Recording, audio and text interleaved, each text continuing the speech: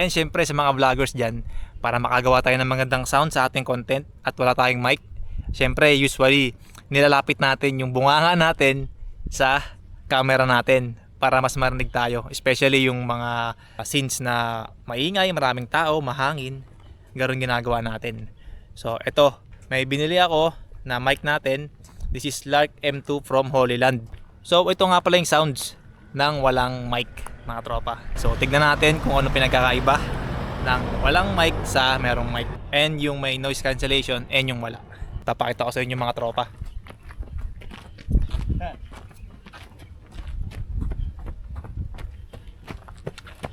Ito lang show. And ito mga tropa, sa sobrang liit, talagang para lang siyang piso o botones. So ito, nagsasalita na ako using this mic at the moment. So ipit lang natin siya dito. And yan. Boom! And this is only 9 grams mga tropa. Napakagaan. So ayan siya. So by the way, I'm speaking without the noise cancellation. So lalayo ako. Yan, yan. Pwede na ako lumayo, di ba mga tropa? So mic check, and at the moment we are here sa Subic Bay, malapit sa Subic Bay International Airport. Dito tayo sa may malapit sa dagat. So I think this is a perfect place para makapag-review tayo ng sound ng ating mic dahil tahimik. And narinig ko lang is yung unting alon and yung sound ng mga ibon, yun mga tropa. And minsan may mga dumadaan, mga kotse, yun lang marinig natin. So mic check, sound check without noise cancellation. This is Lark M2 from Holy Land, mic check, mic check. And subukan naman natin yung may noise cancellation mga tropa. So yun mga tropa, this is with noise cancellation. What do you think? Ayan, lumalayo ako. Yan. Hello mic check, we are here sa Subic Bay. And ito, this is the perfect place para makapag-review ng sound ng ating mic. This is Lark M2 from Holy Land. And by the way, I'm using DJI Action 4 camera. Yan. And also mga tropa, 300 meters ang inaabot nitong mic and receiver. Ganong kalayo ang kaya niyang makuha. Napakalayo. So lalayo ako mga tropa.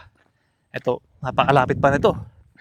For sure, narinig niyo pa ako. Mic check, mic check, mic check. Mic check. Be here sa Subic Bay. Mic check. This is with noise cancellation. Using DJI Action 4 and Holy Land Lark M2. Yan. Ayan, may mga dumadaan. Narinig niyo ba? This is with noise cancellation mga tropa. Yan, may mga dumang sasakyan. And also, mamaya subukan natin siya na pang motovlog. Ayan, lalagay ko sa chin mount, sa helmet. And yung mic na to, yung transmitter, lalagay ko sa loob ng ating helmet. So mga tropa, subukan naman natin yung may windscreen o yung may dead cat. Tara, lagay natin. Ito nga lang yung issue nito, medyo mahirap siyang ilagay mga tropa. Hindi ko sure kung magugustuhan nyo. Pero gusto kong subukan.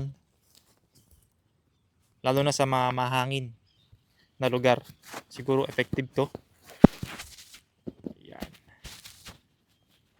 Yan siya. Medyo malaki kasi yung butas niya. Yan. Lagay natin. Yan. And also kulay white kasi white yung binili natin.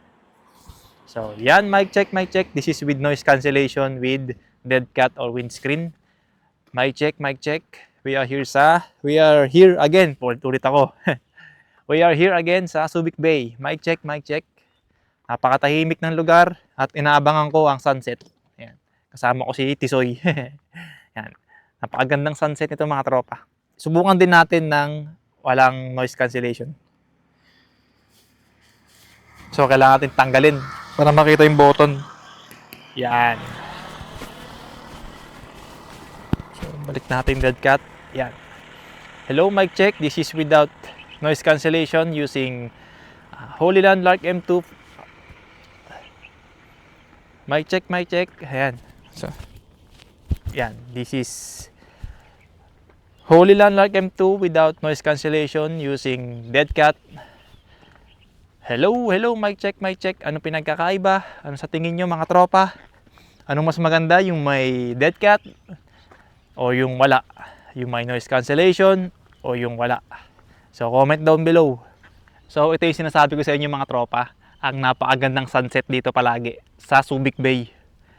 Yun! Alright! Ganda, di ba? Usually, tumatambay kami dito ng mga tropa dito sa kahabaan nito. This is papuntang All Hands Beach Resort, and sa kabila naman dito papuntang Aseya, and paikot niyan is madaanan nyo yung Subic Bay International Airport. So ayan, kitang-kita yung dagat dyan. Ayan, maganda rito mga tropa. Ayan, pwede kang tumambay dito. Ayan, tambay ka dyan. Ganda dyan. Abangan ang sunset.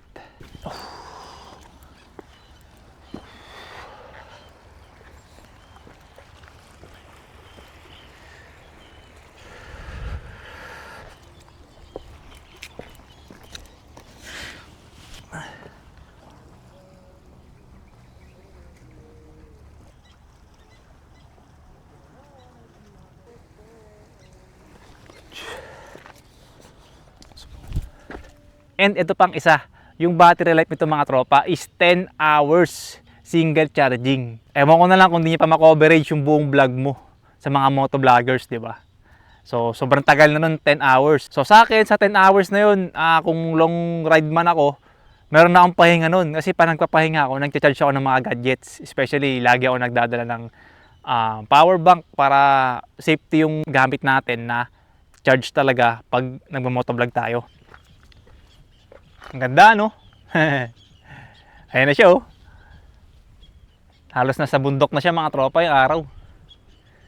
So tara, hindi ba tayo tapos dahil susubukan nating ilagay sa helmet natin itong mic. So tara mga tropa. Yan, nasa loob na ng helmet natin ang ating Holyland Lark M2 mic, or should I say transmitter. Yan, subukan natin at mag-ikot-ikot tayo. Ang problema ko lang is wala akong mapagsabitan. Sinabit ko lang siya sa yung may nakausling tela sa bandang baba ng ating helmet. Doon ko lang siya dinikit. Yung magnet. So yun, lumubog na ang araw mga tropa. Ang gandang tignan. Tignan nyo naman. Ayun o, nakobera na siya ng bundok. Kulay pula. Grabe, ang ganda. Ayan, sumusilip siya ulit dahil nag-ride tayo papunta rito. At ang ganda picturean mga tropa. Gusto ko siyang picturean. So siguro dito picturean natin. Dito tayo. So ayun, mic check. Kuha na natin ng magandang picture itong sunset. At minsan lang to. Ayun o. Hello, mic check. So sarado ko muna tong motor natin. Kuha na natin. Lumubog na talaga mga tropa. So tara, isang ikot pa hanggang dun. I-check natin. And by the way, I'm using noise cancellation and yung dead cat. Kasi for sure mahangin kaya nilagay ko yung dead cat Kasi usually para sa wind yun di ba? Ang problema lang is sobrang lapit ko dito sa sobrang lapit ng bunganga ko sa mic. Baka masyado nang malakas yung boses ko. So eto, siguro hanggang dito na lang muna. I-check natin kung ano ang sound natin.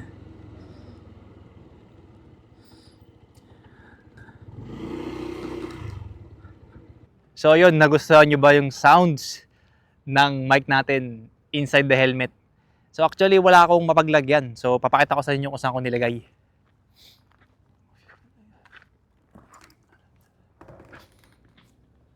So kanina wala akong mapag-ipitan. Dito ko siya inipit mga tropa. Dito. Ayan, dito siya, dito. So hindi ko alam hanggang ngayon, hindi ko pa naririnig kung anong boses ko ron. Hindi ko chinek sa nakuha kong video. Sa mga content creators na naghahanap ng magandang mic, I can recommend this Holyland Lark M2. Nasa description box yung link kung saan ko siya nabili. I-share ko na sa inyo. Ayan, tignan nyo na lang sa description box.